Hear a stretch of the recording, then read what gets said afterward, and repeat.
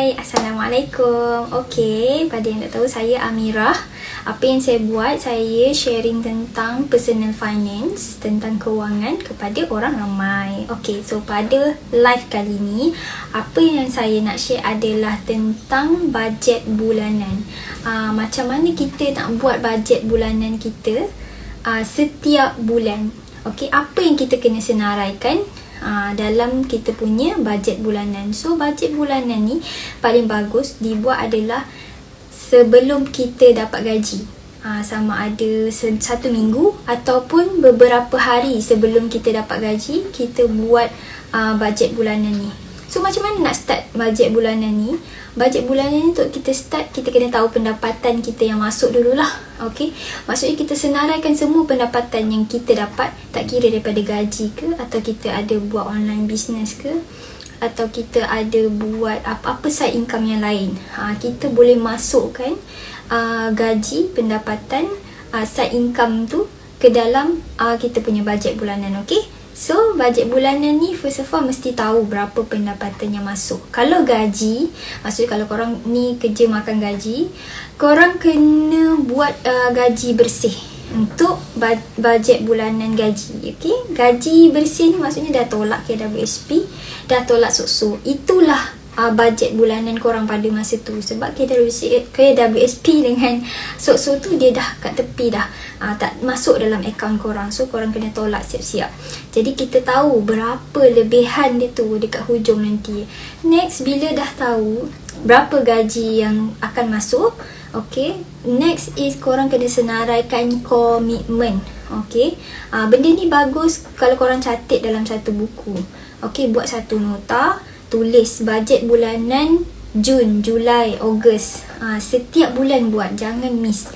Ini bagus, bajet bulanan ni bagus untuk kita track apa perbelanjaan kita setiap bulan, tak kira daripada segi komitmen ataupun perbelanjaan yang lain. Okay, next, selepas korang dah ada gaji bulanan tu tadi, komitmen ni korang pecahkan kepada dua.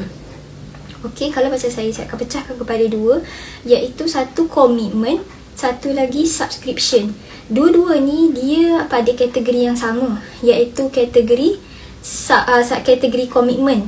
Tapi kita pecahkan kepada dua supaya kita tahu kita ni banyak komitmen dekat mana.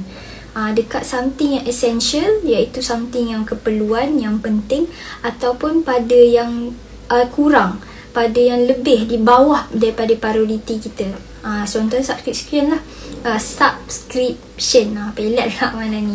Okay, so kalau monthly budget ni untuk komitmen adalah something yang contohnya korang ada personal loan, korang ada car loan, korang ada house loan, ataupun komitmen yang korang beri pada parents every month, ataupun adik-beradik.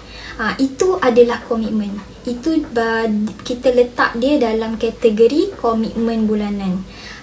Saya ulang balik, contohnya korang punya PTPTN, car loan, house loan, dan komitmen kita yang kita gaji kita sikit tu kita beri pada parents setiap bulan tu, kita boleh masukkan dia under komitmen. Subscription ni pula adalah sesuatu yang korang subscribe lah.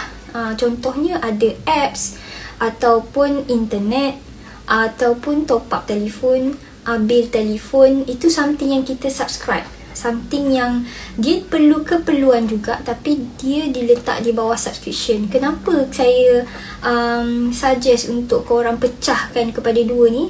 Walaupun terms dia sama je, subscription ni tak kira lah apps ke, kadang-kadang ada orang dia suka apps ke, games ke, ataupun hiburan ke, ataupun internet, telefon tu dia komitmen juga. Tapi kita letak dia under subscription supaya kita dapat pantau kita ni suka tak subscribe itu ini tanpa kita buat bajet bulanan. Sebab subscription ni kadang-kadang kecil je nilai dia. Ada yang dalam sebulan RM20, RM10, RM40, tapi kita tak sedar duit kita keluar ke situ. Tapi bila korang buat list untuk subscription, korang akan tahu, oh banyak ni rupanya benda yang aku dah subscribe macam-macam.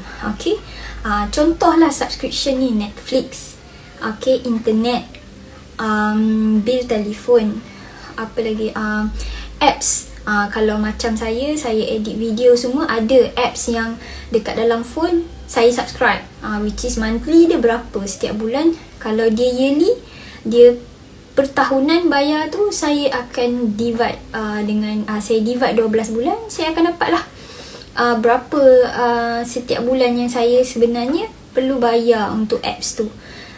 Itu kena senaraikan. Daripada situ, jumlah subscription dengan komitmen tadi ditolakkan dengan gaji. Okey, dah dapat jumlah tu, sebelum dapat baki tu perlu buat senarai untuk simpanan pula. Okey, simpanan. Simpanan ni tak kisah sama ada ASB ke, simpanan emas ke, ataupun tabung haji ke, apa sahaja yang berkaitan dengan simpanan, korang boleh letak dia, listkan dalam simpanan punya list. Boleh masukkan sekali dalam simpanan punya list. ASB loan, kalau korang ada buat ASB loan, boleh juga diconsider sebagai simpanan, ataupun korang nak letak bawah komitmen pun boleh, tak ada masalah. Tapi kalau saya, apa-apa benda yang berkaitan yang saya buat tu untuk simpanan, dan saya akan letak bawah simpanan lah. Saya akan letak dalam list bawah list simpanan saya. Daripada simpanan, okey, gaji tadi, sebenarnya monthly budget ni budget bulanan ni tak banyak yang perlu korang letak. Dia yang penting korang kena letak komitmen tadi. Lepas tu pecahkan pula komitmen dan subscription. So komitmen ada 2 type, komitmen dengan subscription. Ketiga, kena ada simpanan punya list. Okay, so tadi gaji, monthly commitment, simpanan, lepas tu baru dapat balance. Macam tu. So daripada balance tu, korang boleh pecahkan kepada hari. Contohlah balance, biar kira balance 1,000 contoh. So 1,000 tu divide by 30. Korang akan dapat, sepatutnya satu hari aku belanja banyak ni sahaja. Macam tu. So buatlah monthly budget ni setiap bulan untuk korang nampak ke mana duit korang banyak keluar sebenarnya. Tapi untuk lagi bagus, selepas buat monthly budget dan bila gaji tu masuk, record setiap perbelanjaan kita. Nak record perbelanjaan ni tak susah pun. Cuma kita kena buat dia sebagai habit. Awal-awal tu memang leceh, terlupa. Hari ni record, esok tak record, lagi 2 hari tak record, seminggu tak record. Tapi bila teringat, record. Sama ada korang record dekat buku ataupun download je apps. Banyak sangat apps yang membantu dekat luar sana. Banyak apps yang membantu untuk kita record perbelanjaan kita. Dia kadang-kadang dah siap kategori dah. Kategori makanan, kategori hiburan, kategori macam-macam. So boleh try cari apps yang sesuai dengan korang, yang korang rasa korang selesa guna dan seronok nak guna. Tapi ada orang dia suka tulis lagi, then it's okay. Tak pun at least simpan receipt. Make sure record setiap perbelanjaan, simpan receipt. Lepas tu dah balik, terus cari buku dan tulis berapa. At least korang tahu dalam satu hari tu berapa korang belanja, apa yang dibelanjakan. Jangan terkejut kalau korang selalu buat ni, korang akan nampak macam-macam korang belanja yang korang tak sedar pun. Lagi satu, bagusnya bila kita record perbelanjaan ni, kita akan tahu ke mana duit kita pergi. Selalunya korang mesti selalukan macam ni, setiap bulan kita rasa macam, mana duit aku pergi aku beli apa? Aku rasa aku tak ada beli apa pun, tapi duit aku habis. Bukan, sebenarnya korang memang tak tahu. Sebab apa? Sebab korang tak record. Trust me, kalau korang konsisten record perbelanjaan korang, korang akan lebih cakna. Orang kata lebih tahu ke mana duit korang pergi.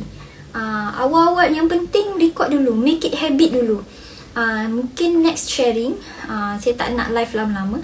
Next sharing, saya akan share pula macam mana nak record perbelanjaan yang betul.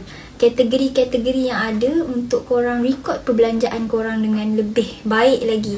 Dan macam mana nak tengok apa yang korang belanjakan dan kita pecahkan lagi. Korang ni banyak belanja pada mana. Benda tu pun boleh buat sendiri.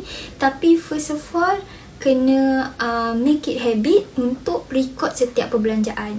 Nak record setiap perbelanjaan macam saya cakap tadi lah, korang kena rajin. kena tekad untuk record setiap perbelanjaan. Tak pun at least kita agak-agak, kadang-kadang setakat kita beli donat ke, kita beli nasi lemak dekat kedai ke, kat gerai bawah ke, dekat mana-mana gerai kan, kita tak ada receipt, tak ada ni, tapi at least kita ingat nombor tu, kita bayar. Okay, aku bayar tadi RM5 untuk nasi lemak ni, dengan kuih-kuih kan, air, okay RM5, ingat. So then record, sampai kat rumah ke, dekat dalam kereta ke, record. Korang buat habit dulu, kalau terlupa cuba ingat balik, cuba mana yang ingat, record. Dan pada hujung bulan nanti, bila gaji korang semakin sikit, gaji korang dah sikit, korang rasa macam okay, dah hujung bulan, korang tengok balik perbelanjaan tu, korang akan nampak okay, hari ni aku belanja berapa, minggu lepas aku belanja berapa, akan nampak.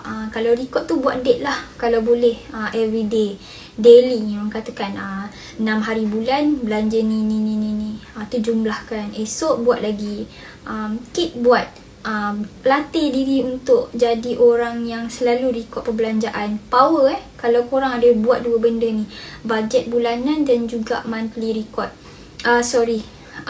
monthly expenses, apa yang korang belanjakan setiap hari. Benda ni power, dua benda ni sangat-sangat power untuk korang tahu ke mana duit korang pergi. Kadang-kadang kita just fikir je, oh aku banyak komitmen, aku banyak ni, banyak tu, tapi korang tak tahu exactly sebab korang tak record.